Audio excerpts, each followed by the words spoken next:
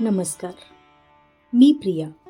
तुम्हा सर्वांचं पोथी विश्वमध्ये मनापासून स्वागत.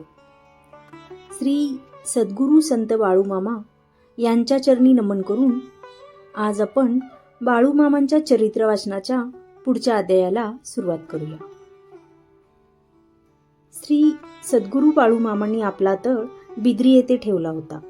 श्रीमती दर्याबाई पाटील यांच्या घरी मामा सुरुवातीला काही दिवस होते. मामांचा लोकसंग्रह अपाट होता, त्यामुळे जागा अडचणीची वाटू लागली. म्हणून सध्याच्या यशवंत ज्योती पाटील यांच्या घरी ऐस पैस आवार असल्यामुळे मामा तिथे मुक्काम करू लागले.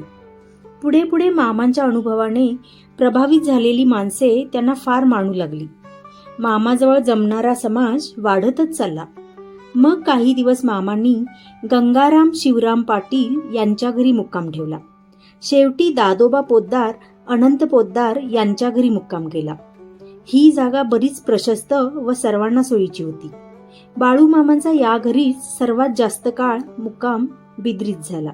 बिद्री गावातील आणि पंचक्रोशीतील भजनप्रेमी भाविकांचा येथे कायमपणे तळ पडलेला असे. त्यावेळी हे घर म्हणजे भक्तिप्रेमाचा पूर वाहणारे केंद्रच झाले होते.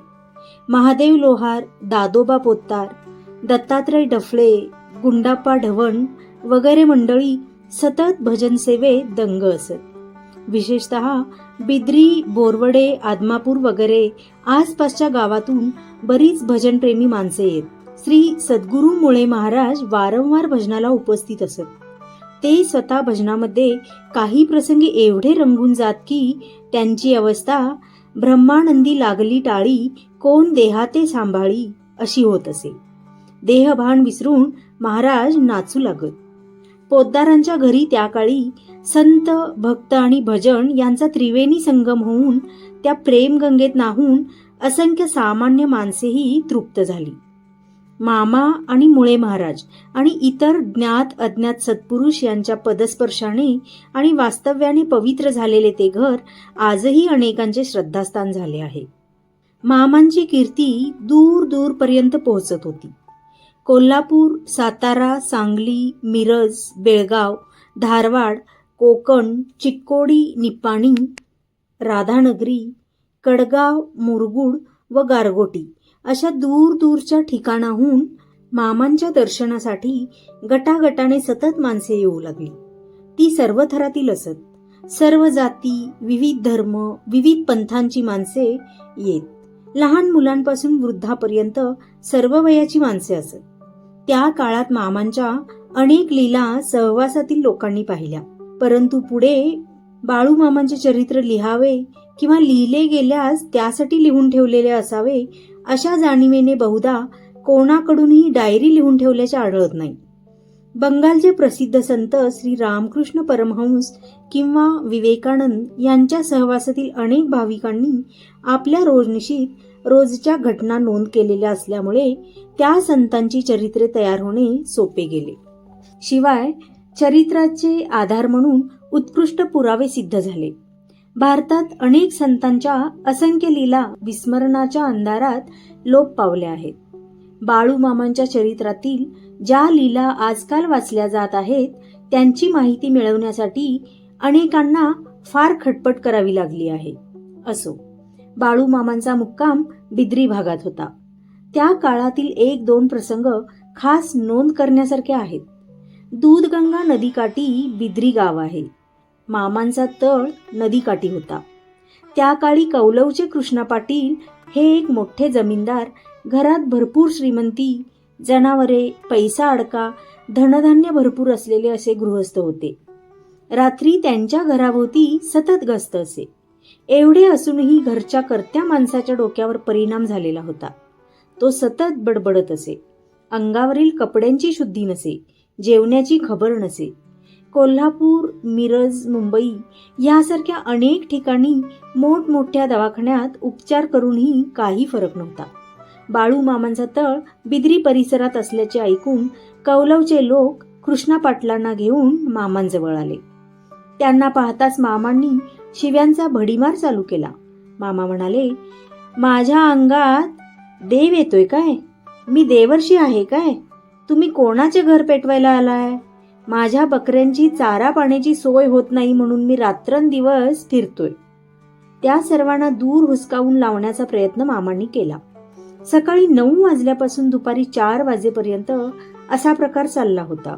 सूर्याचे किरण तिरपे झाले. अखेर आकाशाकडे पाहून मामा म्हणाले, तुझं नशीब घट्ट आहे. भंडारा घे आणि जा. स्वतःच्या हाताने भंडाऱ्याची पुडी बांधून दिली. पुढे मामा म्हणाले, पाटील, भंडाऱ्याचे पथ्य मोठे कडक आहे. ते व्यवस्थित पाळ. शेतात स्वतंत्र राहा. न्हाणीघर स्वतंत्र ठेव. तेथे स्त्रियांनी स्नान वगैरे करावयाचे नाही. स्त्रियांची सावली सुद्धा 21 दिवस पडू द्यायची नाही. हा भंडारा दररोज थोडा थोडा पाण्यात घालून दिवसातून 7 वेळा घ्यायचा. याने कमी पडले तर तुझं नशीब समजायचे. मामांच्या सांगण्याप्रमाणे कौलवच्या मंडळींनी सर्व नियम पाळून कृष्णा पाटलांची सेवा केली. मामांच्या कृपेने तो ठीक झाला. यानंतर कृष्णा पाटील मामांचा निस्सीम भक्त झाला. त्याचा मामांच्यावर पूर्ण विश्वास बसला. ते मामांच्या आज्ञेप्रमाणे वागू लागले. दरवर्षी गुऱ्हाळ चालू झाल्यावर रस, ऊस, गूळ वगैरे घेऊन कृष्णा पाटील मामांच्या भेटीला यायचे. एकदा कृष्णा पाटील बाळू मामांच्या दर्शनास आले. ते मामांना म्हणाले, देवा, आमच्या घरावर दरोडा पडणार आहे अशी जाहीर नोटीस लावण्यात आली आहे. आता मी काय करू? मामा म्हणाले, मी तुला भंडाऱ्याची पुडी प्रसाद म्हणून देतो.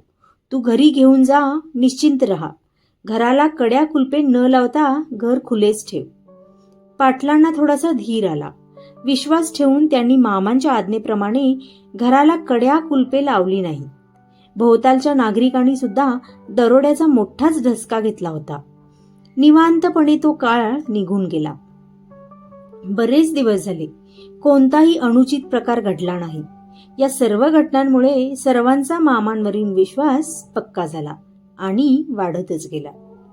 कोल्हापूर जिल्ह्याच्या कागल तालुक्यात निप्पाणी ते राधानगर रस्त्यावर निप्पाणीच्या पश्चिमेला 7 किलोमीटर अंतर गेल्यावर चिकोत्रा नदी लागते. चिकोत्रा नदीच्या काठावर गलगले, मेतके वगैरे खेडी वसली आहेत. कापशी खोरे असे या भागाला म्हटले जाते. चिकोत्रा नदीच्या काठी दक्षिण तीरावर मेतके हे छोटेसे गाव आहे. हमीदवाडा गाव 1.5 किलोमीटर अंतरावर उत्तर तीरावर आहे.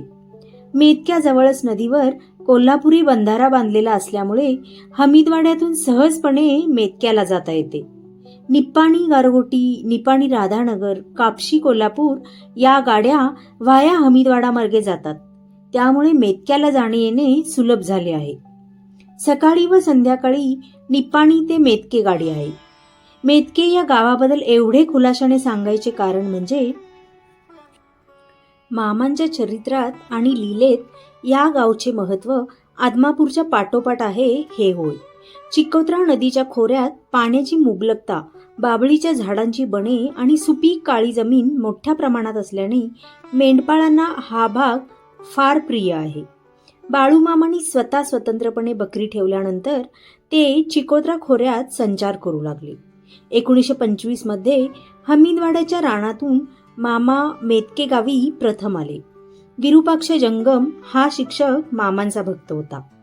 तो मामांच्या सहवासात सतत असे. हमीदवाड्याचे शिवार फार विशाल आहे. चाऱ्याची मुबलकता आहे. तथापि 1925 साली पाऊस कमी झाल्याने पाण्याची टंचाई फार जाणवू लागली. त्यामुळे सहजच नदीकाठी मेतके गावाजवळ मामांचा तळ पडला. प्रारंभी गावच्या पाटलांशी संबंध येतोच. बळवंत पाटील हे त्यावेळी पोलीस पाटील होते. या चरित्राचे नायक संत बाळूमामांनी बाह्यतः धनगराचे रूप धरून व्यवसायही धनगराचाच धरल्यामुळे अनेक गमतीदार प्रसंग निर्माण झाले आहेत. धनगरांना आपली मेंढरे पोसण्यासाठी इतरांच्या जमिनीवर सततच अवलंबून राहावे लागते.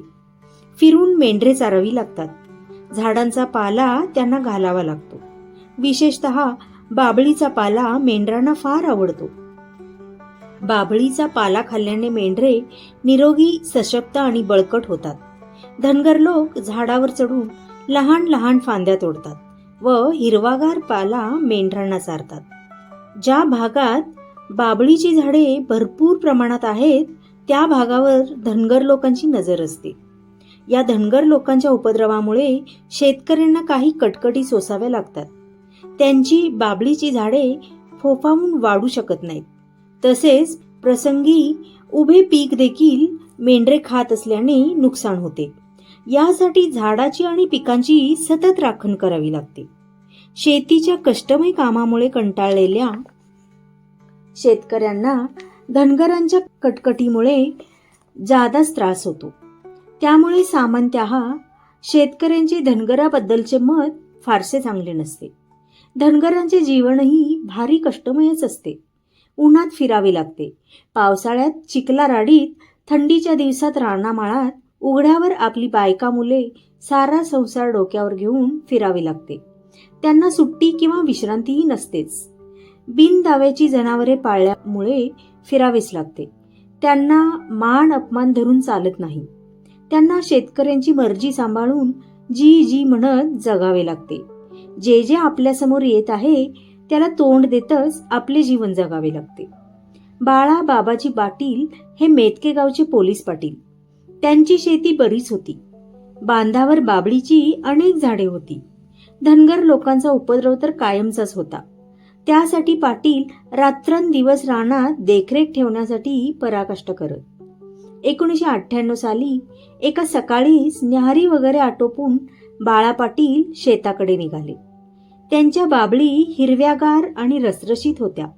शेताजवळ येताच त्यांना एक बाभळ बेंदून पार साफ झालेली दिसताच आश्चर्याचा धक्काच बसला.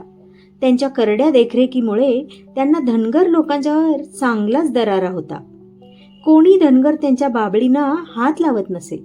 तथापि आज दृश्य वेगळेच झाले होते. झाड बोडके दिसत होते. खाली बकरी पाला खात होती. धनगर आरामात तंबाखू ओढण्याचा आस्वाद घेत बसला होता. एकूण सारा प्रकार पाहून बाळा पाटलांचा क्रोध अनावर झाला. ते संतप्त होऊन धनगराला बोलले. बाळा पाटील म्हणाले, कोण रे तू? मी बाळू धनगर. ही झाडं काय तुझ्या बाची आहेत काय? नाही जी, नाही जी, मी कुठं तसं म्हणतो. कुणाच्या परवानगीनं तू बाबूळ बेंदून वाटोळ केलंस? कुणालाच नाही विचारलं. तू माझं केवढं दांडगं नुकसान केलंस? धनगर म्हणाला, यात कसलं नुकसान होणार जी? बाळा पाटील म्हणाले, ते काही चालणार नाही. माझं नुकसान आता भरून दे. धनगर म्हणाला, तुमचं नुकसान किती रुपयांचं झालं ते तरी सांगा बघू. बाळा पाटील म्हणाले, अरे धनगरा गप्प बस. तू काय नुकसान भरून देतोस? मग असा बकरी राखीत फिरला असतास काय? नुकसान भरून देईन की पाहिजे तर पैसे देऊ काय? पाहिजे तर पैसे देऊ काय? बाळा पाटील म्हणाले, पैसे देणारा मेंढर राखणार नाही. तू कसले पैसे देणार? मी कसले पैसे घेणार? तुम्ही धनगर लोक असं दर साल येता, बाबळीची विल्हेवाट लावता आणि निघून जाता, एवढं खरं. धनगर हळूवार पावलांनी आपली बकरी घेऊन दूरवर निघून गेला. वारंवार असे प्रसंग घडतच असल्यामुळे घडला प्रसंग पाटील विसरूनही गेले. श्री सद्गुरू संत देवावतार बाळूमामा चरणी नम्र भावे लीन होऊन आज आपण इथेच थांबूया.